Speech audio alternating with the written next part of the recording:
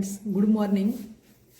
Today we are going to learn grammar of unit 3, use of how many, how much, exclamatory sentences, use of the before the name of a river, use of reflexive pronoun. કોઈ વ્યક્તિ, પશુ, પક્ષી કે વસ્તુની સંખ્યા જાણવી હોય આપણે તો હાઉ મેની પ્રશ્ન શબ્દથી પ્રશ્ન પૂછવામાં આવે છે. કોઈ પણ વ્યક્તિની સંખ્યા જાણવી હોય, કોઈ પ્રાણીની, પક્ષીની કે વસ્તુની સંખ્યા આપણે જાણવી હોય ત્યારે હાઉ મેનીથી પ્રશ્ન પૂછવામાં આવે છે. કાઉન્ટેબલ નાઉન્સ અર્થાત ગણી શકાય તેવા નામ સાથે હાઉ મેનીનો ઉપયોગ કરી પ્રશ્ન પૂછવામાં આવે છે. કેટલા વ્યક્તિઓ છે, કેટલા પ્રાણીઓ છે, કેટલા પક્ષીઓ છે એવું ગણી શકાય તેવા નામ સાથે હાઉ મેનીનો ઉપયોગ કરી અને પ્રશ્ન પૂછવામાં આવે છે. હાઉ મેનીનો અર્થ કેટલા, કેટલી એવો થાય છે. એક ડાયલોગ જોઈએ આપણે. Teacher says, how many Windows are there in the classroom Priyanka? Windows છે બરાબર, બારી ગણી શકાય એટલે how many Windows are there in the classroom Priyanka? Priyanka says there are 3 Windows in the classroom. બારી ગણી શકાય છે. હાઉ મેનીનો ઉપયોગ આપણે આ રીતે પ્રશ્ન વાક્યમાં કરી શકીએ. Teacher says, Priya how many brothers have you? Priya says, I have 2 brothers. Rupesh says, I want to buy pencils. Shopkeeper says, how many pencils do you want? Pencil ગણી શકાય છે બરાબર એટલે how many. Father says, how many marks did you get in English Ajay? Ajay says 70. Teacher says, how many colours has a rainbow Vikas? Rainbow મેઘધનુષ, મેઘધનુષમાં કેટલા રંગો હોય એમ. વિકાસ સેઝ 7 સર. તો હાઉ મેનીનો અર્થ તમને ખ્યાલ આવી ગયો હશે કે કોઈ પણ વ્યક્તિ, પશુ, પક્ષીની સંખ્યા જાણવા માટે હાઉ મેનીનો ઉપયોગ થાય. આ જ રીતે આપણે હાઉ મચનો ઉપયોગ શીખીએ. હાઉ મચનો અર્થ કેટલા, કેટલી અને કેટલું પણ થાય. કોઈ દ્રવ્યનો જથ્થો એટલે કે ક્વોન્ટિટી જાણવી હોય આપણે ત્યારે હાઉ મચ પ્રશ્ન શબ્દથી પ્રશ્ન પૂછવામાં આવે છે. એ સિવાય કોઈ વસ્તુની કિંમત તેમજ રકમ જાણવા માટે પણ હાઉ મચથી પ્રશ્ન પૂછવામાં આવે છે. અનકાઉન્ટેબલ નાઉન્સ અર્થાત ન ગણી શકાય તેવા નામ સાથે હાઉ મચનો ઉપયોગ કરી પ્રશ્ન પૂછવામાં આવે છે. અને મેં આગળ કહ્યું એમ હાઉ મચનો અર્થ કેટલું, કેટલી, કેટલા એવો થાય છે. આપણે એક ડાયલોગ જોઈએ એટલે વધારે ખ્યાલ આવશે. લક્ષ્મીબેન સેઝ, આઈ વોન્ટ ઘી. જો ઘી આપણે 500 ગ્રામ, કિલોગ્રામ એવી રીતે લાવીએ વજન પર, એ ગણી નથી શકાતું. એનું પેકેટ ગણાય, 1 પેકેટ 2 પેકેટ એવું, પણ વજનમાં લાવીએ તો આઈ વોન્ટ ઘી. ગ્રોસર એટલે દુકાન, કરિયાણાની દુકાન હોય એને આપણે શોપકીપર કહીએ, દુકાનદાર, પણ કરિયાણાની દુકાન અને ગ્રોસર કહીએ. હાઉ મચ ઘી ડુ યુ વોન્ટ? કેટલું ઘી તમારે જોઈએ છે? Laxmiben says 1 kilogram. તો ઘી, 1 ઘી 2 ઘી એવું ના આવે ને, પેન કે પેન્સિલ જેવું. તો આપણે શેમાં લઈએ? જથ્થો, કે 500 ગ્રામ, 250 ગ્રામ, 200 ગ્રામ, કિલો. તો આપણે હાઉ મેની ના વપરાય, પણ શું વપરાય? હાઉ મચ વપરાય. એટલે હાઉ મેની અને હાઉ મચ વચ્ચે મોટો ડિફરન્સ શું કે ગણી શકાય તેવી વસ્તુ માટે હાઉ મેની વાપરવાનું, અને વજન પર લાવતા હોઈએ, કિંમત જાણવી હોય, રકમ જાણવી હોય ત્યારે આપણે હાઉ મચનો ઉપયોગ કરવાનો. તો અહીંયા ઘીની વાત છે તો હાઉ મચ આવશે. એ જ રીતે તેલની વાત હોય તો પણ હાઉ મચ જ આવે. Jigar says, papa I want to join my school trip. પ્રવાસ જવું છે એને બરાબર. I want money for the same, અને એના માટે એને પૈસા જોઈએ છે. Papa says, how much money do you require? હવે તમને થશે કે પૈસા તો ગણાય છે, પણ પૈસા મેં કહ્યું એમ કિંમત કે રકમ જાણવા માટે હાઉ મચનો જ ઉપયોગ થાય. Jigar says 500 rupees. Mother says, Divya how much sugar is left? Sugar આપણે વજન પર લાવીએ છીએ બરાબર એટલે હાઉ મચ વાપરવાનું. Do we need to buy it today? આજે આપણે લાવવી પડશે કે ખરીદવી પડશે? દિવ્યા સેઝ નોટ મચ, બહુ નથી રહી. We need to buy it today, આજે જ લાવવી પડશે આપણે એમ. પણ સુગર આપણે મેઇન વસ્તુ એ શીખીએ છીએ કે હાઉ મચનો ઉપયોગ આપણે કઈ રીતે વાક્યમાં કરવો બરાબર. તો સુગર મેં કહ્યું એ પ્રમાણે વજન પર લાવીશું આપણે, એટલે એમાં હાઉ મચનો ઉપયોગ કરવાનો. થોડીક બ્લેન્ક્સ જોઈએ વધારે કન્સેપ્ટ ક્લિયર કરવા માટે. Fill in the blanks using how many or how much.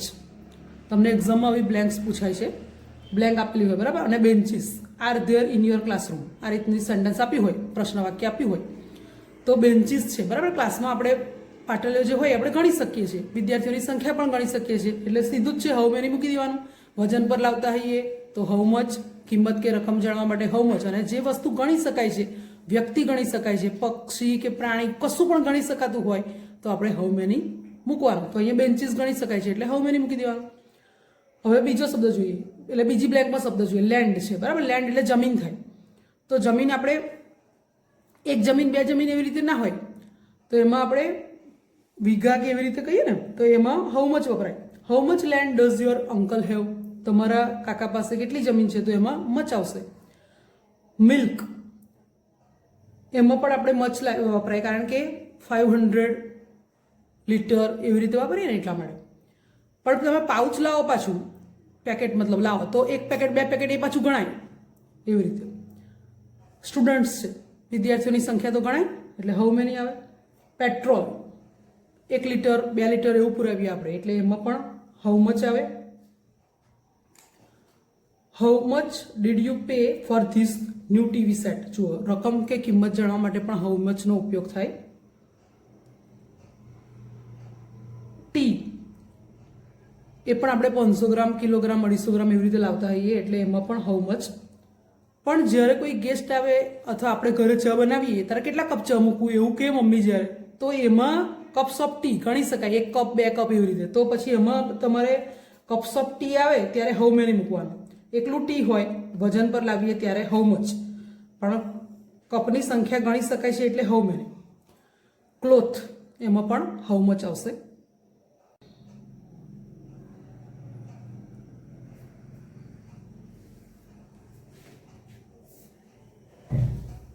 How many angles has a triangle. ત્રિકોણને કેટલા ખૂણા હોય છે તો 3 ખૂણા હોય, ગણી શકાય છે એટલે હાઉ મેની. સેલ્વ્સ એટલે અભરાઈ થાય, એ પણ ગણી શકાય, કબાટમાં કેટલી અભરાઈ છે એમ, તો હાઉ મેની વપરાય. રન્સ, રનની સંખ્યા ગણી શકાય એટલે હાઉ મેની. કમ્પ્યુટર્સ પણ ગણી શકાય, હાઉ મેની. અને કલર્સ, રેઇનબો ને મેઘધનુષમાં કેટલા રંગો હોય છે, આપણે આગળ જે વાક્ય જોયું ને એ જ ફરી રિપીટ થયું.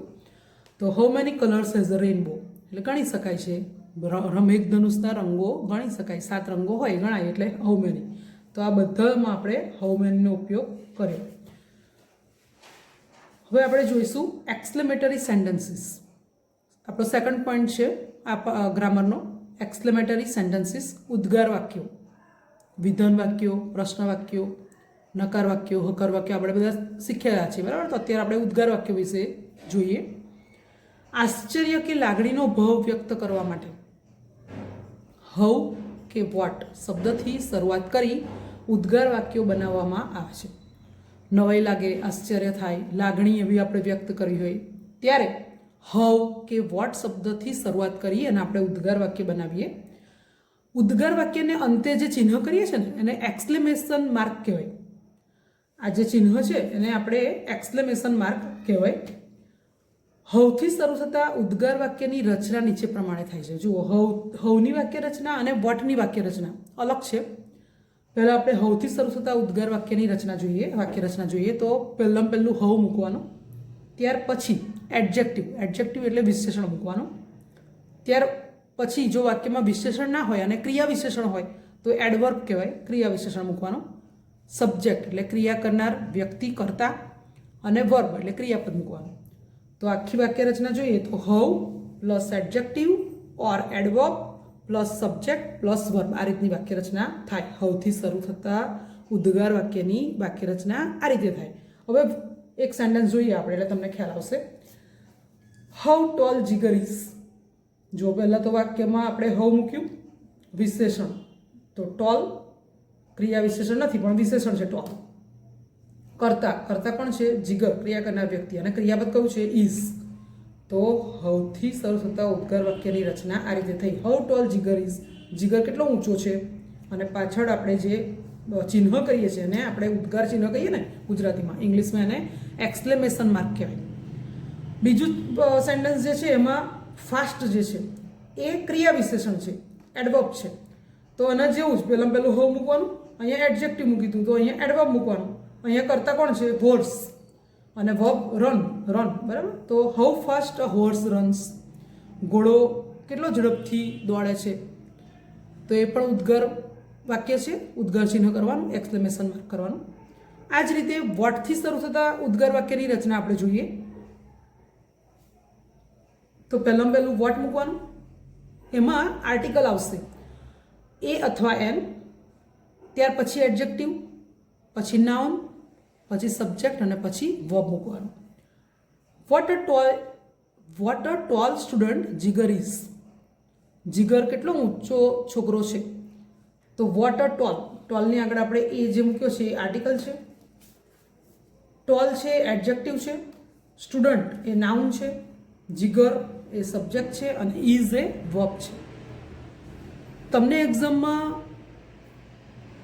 એક્સક્લેમેટરી સેન્ટેન્સીસ આપેલા હોય અને તમારે એને એસર્ટિવ સેન્ટેન્સીસમાં ફેરવવાના આવે છે, એટલે કે ઉદ્ગાર વાક્ય આપેલા હોય અને એને વિધાન વાક્યમાં ફેરવવાના હોય. આપણે એક સેન્ટેન્સ જોઈએ. હમણાં જો કે જોયું જ આપણે હાઉ ટોલ જીગર ઇઝ ઉદાહરણમાં એ જ છે, હાઉ ટોલ જીગર ઇઝ, પણ આપણે એને ઉદ્ગાર વાક્યની વાક્ય રચના કઈ રીતે થાય એમાં જોયું. જ્યારે અત્યારે આપણે જોઈશું તો એ ઉદ્ગાર વાક્ય છે અને એને આપણે વિધાન વાક્યમાં ફેરવવું છે, તો કઈ રીતે લખાય એ જોઈએ.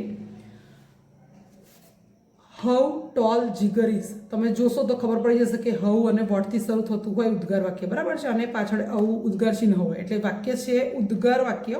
હવે એને આપણે વિધાન વાક્યમાં ફેરવવું છે.